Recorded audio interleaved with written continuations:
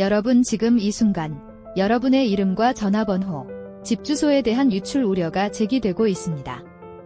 정부 발표에 따르면 3,370만 명.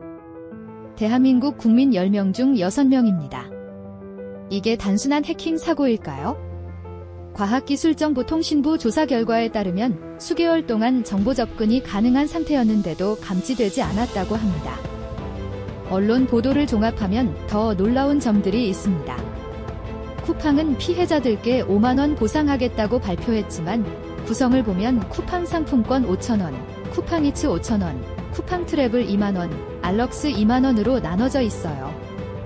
쿠팡이츠나 쿠팡 트래블을 이용하지 않는 분들에게는 실질적으로 5,000원만 사용 가능한 구조입니다. 게다가 청문회 자료에 따르면 이 모든 사태의 최고 책임자인 김범석 의장은 국회 청문회에 출석하지 않았습니다.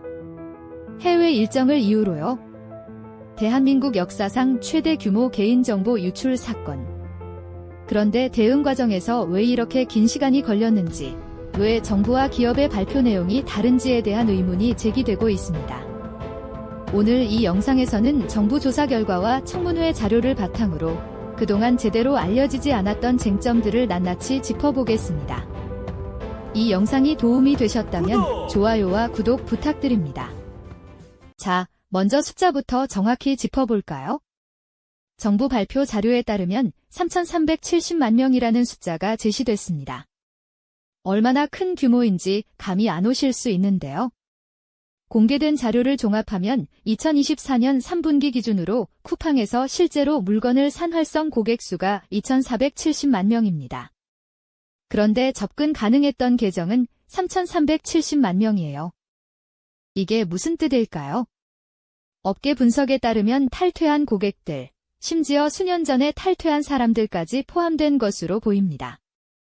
여러분이 쿠팡을 탈퇴했다고 안심하면 안 됩니다. 전자상거래 법상 거래 기록이 있으면 5년간 정보를 보관해야 하거든요. 보안 전문가들은 활성 고객과 탈퇴 고객 정보를 통합 관리하는 방식이 보안상 취약점이 될 수 있다고 지적합니다. 그럼 정확히 어떤 정보가 유출됐을까요? 정부 발표 자료에 따르면 이름, 전화번호, 이메일 주소, 배송지 주소, 최근 5건의 주문 내역이 접근 가능했던 것으로 확인됐습니다. 쿠팡 측은 결제 정보와 신용카드 번호, 로그인 비밀번호는 안전하다고 발표했습니다. 하지만 보안 전문가들은 이름, 전화번호, 집 주소만 있어도 보이스피싱에 충분히 악용될 수 있다고 경고합니다. 실제로 언론 보도에 따르면 사태 직후 쿠팡을 사칭한 문자와 전화가 증가했다고 합니다. 여러분 집 공동현관 비밀번호까지 주문 메모에 적혀 있지 않았나요? 보안 전문가들은 배송 메모도 유출 대상에 포함됐을 가능성을 제기하고 있습니다. 더 주목해야 할 점은 시간입니다. 과학기술정보통신부 조사 결과 해외 서버를 통한 무단 접근이 6월 24일부터 시작된 것으로 추정됩니다. 그런데 쿠팡이 이 사실을 인지한 건 언제일까요? 무려 5개월이 지난 11월 18일 오후 10시 52분입니다. 언론 보도에 따르면 그마저도 쿠팡이 선제적으로 감지한 게 아니라 고객 민원으로 알게 되었다고 합니다. 이는 국내 최대 전자상거래 기업의 보안 모니터링 시스템이 어떻게 운영되고 있었는지에 대한 의문을 제기합니다. 5개월 동안 대규모 정보 접근이 감지되지 않았다는 점에서 보안 체계의 적절성이 논란이 되고 있습니다. 도대체 어떻게 이런 일이 가능했을까요? 여기서 결정적인 단서가 나옵니다. 정부 조사 결과에 따르면 퇴사자 인증키 미회수 문제가 지적됐습니다. 쉽게 설명드릴게요. 회사를 그만둔 직원이 있었습니다. 그런데 이 직원이 재직 시절 사용하던 인증키, 즉 회사 시스템에 접근할 수 있는 권한이 회수되지 않은 채 남아 있었다는 겁니다. 보도 자료를 종합하면 더 놀라운 점은 이 인증키의 유효기간이 5년에서 10년으로 설정돼 있었다는 거예요. 보안 전문가들은 이를 일회용 출입증과 출입증에 찍는 도장에 비유합니다. 도장만 있으면 언제든 출입증을 찍어낼 수 있는 구조였다는 겁니다. 일반적인 보안 관행에서는 퇴사 시 즉시 접근 권한을 차단하는 것이 원칙입니다. 국회 청문회에서 공개된 자료를 보면 추가적인 정황들이 있습니다. 언론 보도에 따르면 쿠팡은 협박성 이메일을 받았다고 해요. 회원들의 개인정보를 확보하고 있다. 보안을 강화하지 않으면 유출 사실을 언론에 알리겠다. 이는 내용이었다고 하는데요. 금전 요구는 없었지만 보안 전문가들은 이것이 명백한 경고 신호였다고 분석합니다. 그런데 이후 대응 과정에서 상당한 시간이 소요된 점이 논란이 되고 있습니다. 여기서 또 하나의 의문이 생깁니다. 정말 얼마나 많은 정보가 실제로 유출됐을까요? 이 대목에서 쿠팡과 정부의 발표 내용이 다릅니다. 쿠팡은 12월 25일 자체 조사 결과를 발표했습니다. 전직 직원 1명의 단독 범행이며 3,300만 개 계정에 접근은 가능했지만 실제로 별도 저장한 건 약 3,000개 계정뿐이라고요. 그리고 저장된 정보는 모두 삭제 파기됐다고 발표했습니다. 하지만 과학기술정보통신부는 같은 날 즉각 반박했습니다. 쿠팡이 배포한 자료는 민관합동조사단의 확인이 필요한 사항이라며 조사 중인 사항을 쿠팡이 일방적으로 대외에 알린 것에 강력 항의한다고 했거든요. 정부는 쿠팡의 주장들이 조사단에 의해 확인되지 않았다는 입장입니다. 현재 진행 중인 민관합동조사의 최종 결과를 통해 정확한 유출 규모가 확인될 예정입니다. 주목할 만한 점은 타이밍입니다. 쿠팡이 이 자체 조사 결과를 발표한 게 언제였을까요? 바로 크리스마스 다음 날인 12월 26일, 미국 뉴욕 증권거래소가 정규 거래를 재개하는 첫날이었습니다. 그리고 언론 보도에 따르면 쿠팡 주가가 6.45% 상승했어요. 업계 분석가들은 발표 시점이 미국 시장 개장일과 일치한다는 점에 주목하고 있습니다. 그런데 여기서 더 흥미로운 점이 있어요.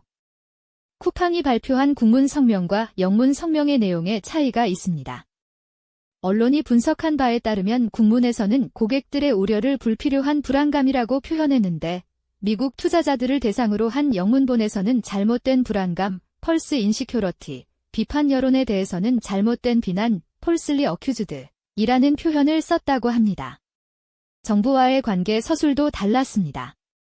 국문본은 쿠팡은 정부와 만나 협력하기로 약속했다. 협조적 태도를 강조했지만 영문본은 정부가 쿠팡에 접촉해 협조를 요구했다며 다른 뉘앙스로 기술했다고 보도됐습니다. 국문과 영문 성명의 뉘앙스 차이는 국내외 이해관계자들에게 전달하는 메시지가 전략적으로 달랐음을 시사합니다. 자, 그럼 이제 핵심 질문입니다. 이 모든 사태의 책임자는 누구일까요? 당연히 쿠팡의 최고 의사결정권자인 김범석 의장이겠죠. 그런데 언론 보도를 종합하면 김범석 의장은 어디 있을까요? 지난 10월 국정감사에 2차례 불출석했습니다. 12월 17일 과학기술정보방송통신위원회 청문회에도 나오지 않았어요.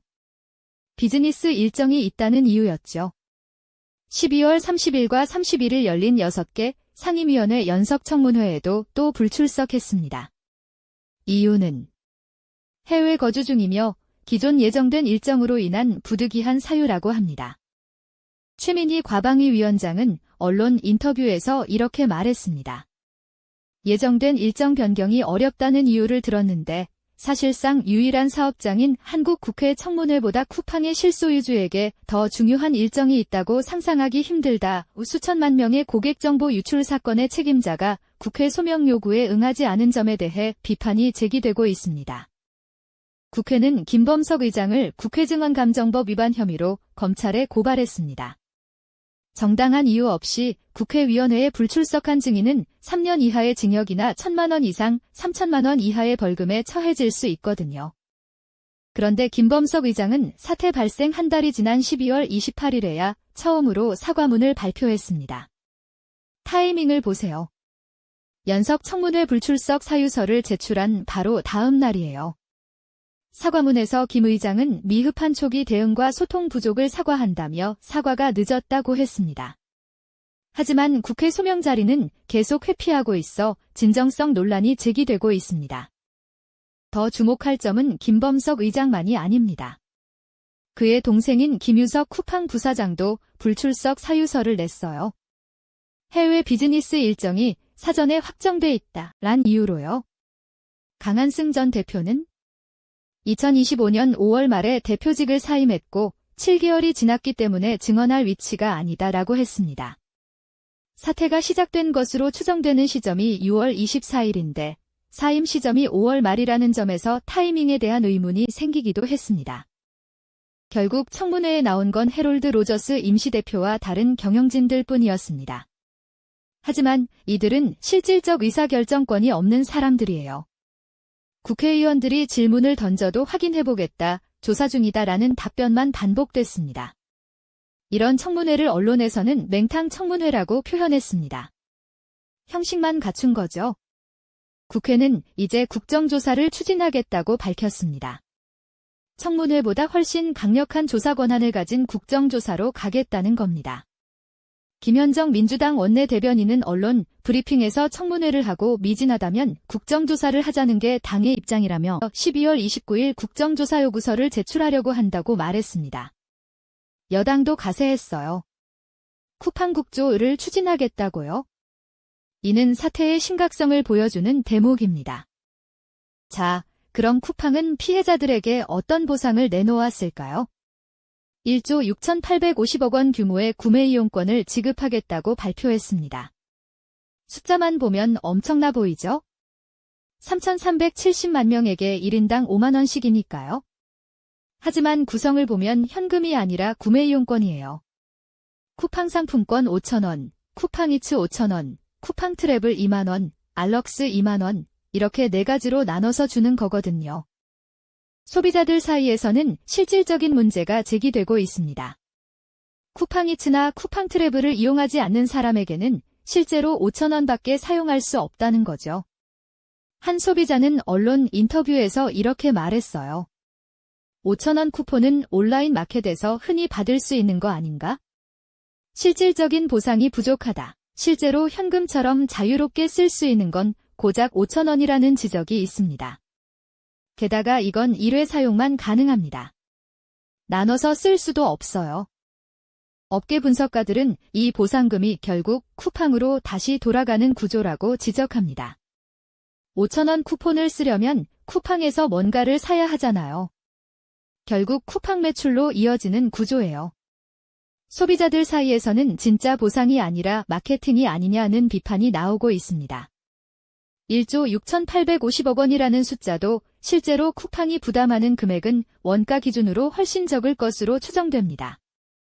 그럼 과거에 비슷한 사건은 어떻게 처리됐을까요? 2014년 NH 농협카드, KB 국민카드, 롯데카드 등 카드 3사 정보 유출 사건 때 법원은 1인당 10만 원 배상을 인정했습니다. 2016년 인터파크 개인정보 유출 사건 때도 1인당 10만 원이었어요. 쿠팡 사태에도 이 기준을 적용하면 어떻게 될까요? 단순 계산으로 3조 3,700억 원의 배상금이 청구됩니다. 쿠팡의 2024년 공시 자료에 따르면 연매출이 41조 2천억 원, 영업이익이 6천억 원인 걸 감안하면 상당한 규모입니다. 실제로 벌써 집단 소송이 시작됐습니다. 김경호 변호사가 쿠팡을 상대로 집단 손해배상 소송을 제기했어요. 과거 판례를 근거로 1인당 10만 원 위자료를 청구하고 있습니다. 미국에서도 집단 소송이 제기됐습니다. 뉴욕 증시 상장사인 쿠팡 INC를 상대로요. 법률 전문가들에 따르면 미국 증거법상 상대방의 주장을 곧바로 부인하지 않으면 사실로 간주될 수 있다고 하는데요. 쿠팡이 서둘러 자체 조사 결과를 발표한 배경에는 미국 집단소송 대응도 있었을 것으로 업계에서는 분석하고 있습니다. 한편 정부도 조치에 나섰습니다. 개인정보보호위원회는 쿠팡이 접근 통제, 접근 권한 관리, 암호화 등 개인정보 보호 관련 안전조치 의무를 위반했는지 집중 조사하고 있습니다. 참고로 SK텔레콤이 2024년 4월 해킹으로 2,700만 명 정보가 유출됐을 때 1,374억 9,100만 원의 과징금을 받았거든요. 업계에서는 쿠팡은 유출 규모가 더 크고 대응도 늦었다는 점에서 과징금이 더 클 수도 있다고 전망하고 있습니다. 국세청도 움직였어요. 12월 20일 쿠팡의 물류 자회사 쿠팡 풀필먼트 서비스 CFS에 대한 특별 세무조사에 착수했습니다. 언론 보도에 따르면 국외 거래 담당 조직까지 투입해 미국 본사와의 자금 흐름을 조사하고 있다고 해요. 그런데 여러분, 여기서 한 가지 더 생각해봐야 할 게 있습니다. 정말 이번 사태가 전직 직원 한 명의 단독 범행일까요? 쿠팡은 그렇게 발표했지만 보안 전문가들은 의문을 제기합니다. 수개월 동안 대규모 정보에 접근하는데도 시스템이 감지하지 못했다는 게 기술적으로 가능하냐는 거죠. 보안 전문가들에 따르면 보통 이런 대규모 기업들은 실시간 모니터링 시스템을 갖추고 있다고 합니다. 비정상적인 접근이 발생하면 즉시 알람이 울리게 돼 있다는 거예요. 그럼 보안 전문가들이 제기하는 가능성은 두 가지입니다. 첫째, 보안 모니터링 시스템이 제대로 작동하지 않았거나 미흡했다. 둘째, 알람이 발생했는데도 적절한 대응이 이루어지지 않았다. 어느 쪽이든 보안관리 체계의 적절성에 대한 의문이 제기되는 상황입니다. 국회 청문회에서 공개된 자료를 보면 추가적인 정황들이 있습니다. 일부 의원들은 쿠팡이 과거 노동자 사망 사건과 관련해서도 대응 과정에서 논란이 있었다고 지적했습니다. 언론과 노조 동향을 파악하라는 지침이 담긴 내부 문서가 공개되기도 했습니다. 더 우려스러운 보도도 있습니다. 중국 타오바오에서 한국인 쿠팡 계정이 거래되는 정황이 포착됐다는 겁니다. 이게 사실이라면 유출된 정보가 이미 외부로 유포됐다는 뜻이에요. 쿠팡은 외부 유포는 없었다고 발표했지만 현재 정부 조사를 통해 확인 중입니다. 여러분, 이쯤 되면 궁금하실 겁니다. 나는 어떻게 대처해야 하나? 2차 피해를 어떻게 막을 수 있나? 보안 전문가들이 권고하는 대응 방법을 소개하겠습니다. 먼저 쿠팡을 사칭한 문자나 전화는 절대 믿으면 안 됩니다. 개인정보가 유출됐으니 확인하려면 이 링크를 클릭하세요 라는 식의 문자가 오면 100% 피싱입니다. 쿠팡 측 발표에 따르면 문자로 개인정보 확인을 요구하지 않는다고 합니다. 전화로 비밀번호나 카드번호를 묻지도 않습니다. 보안 전문가들은 공동현관 비밀번호를 바꾸는 것도 권장합니다. 많은 분들이 쿠팡 주문할 때 배송 메모에 공동현관 비밀번호를 적어두거든요. 개인 통관부 유부호도 변경을 고려해볼 만합니다. 쿠팡은 통관부호는 유출되지 않았다는 입장이지만 일부 언론에서 의심되는 정황이 보도됐거든요. 다만 너무 많은 사람들이 한꺼번에 재발급을 신청하는 바람에 관세청 서버가 마비됐던 적이 있으니 급하지 않다면 시간을 두고 바꾸시는 게 좋습니다. 보안 전문가들이 강력히 권고하는 것은 쿠팡 계정 비밀번호를 바꾸라는 겁니다. 그리고 다른 사이트에서 같은 비밀번호를 쓰고 계셨다면 전부 바꾸는 게 좋습니다. 해커들은 한 사이트에서 얻은 정보로 다른 사이트도 뚫으려고 시도하거든요. 신용카드 사용 내역도 주의 깊게 확인하세요. 쿠팡은 결제 정보가 유출되지 않았다고 발표했지만 혹시 모르니까요. 이상한 결제 내역이 보이면 즉시 카드사에 연락하세요. 하지만 전문가들이 지적하는 가장 중요한 점은 이런 개인적 대처가 아닙니다. 근본적인 변화가 필요합니다. 왜 대한민국에서는 이런 대규모 개인정보 유출 사고가 반복될까요? 2024년 한 해만 봐도 SK텔레콤 2,700만 명, 쿠팡 3,370만 명입니다. 올해는 또 어떤 기업에서 터질지 모릅니다. 전문가들이 지적하는 문제는 처벌이 너무 약하다는 겁니다. SK텔레콤이 1,374억 원 과징금을 받았지만 공시 자료에 따르면 연매출 20조 원이 넘는 회사에게 이 정도는 큰 타격이 아니에요. 쿠팡도 마찬가지입니다. 집단 소송으로 3조 원 배상 판결이 나온다 해도 연매출 40조 원 회사가 감당 못할 금액은 아니거든요. 결국 개인정보 유출로 인한 피해는 고스란히 소비자가 떠안고 기업은 상대적으로 가벼운 처벌만 받는 구조라는 지적이 있습니다. 유럽연합은 어떨까요? GDPR이라는 개인정보보호법이 있는데 위반 시 전 세계 연매출의 4% 또는 2천만 유로 중 높은 금액을 과징금으로 부과합니다. 쿠팡 같은 경우라면 1조 원이 훨씬 넘는 과징금이 나올 수 있어요.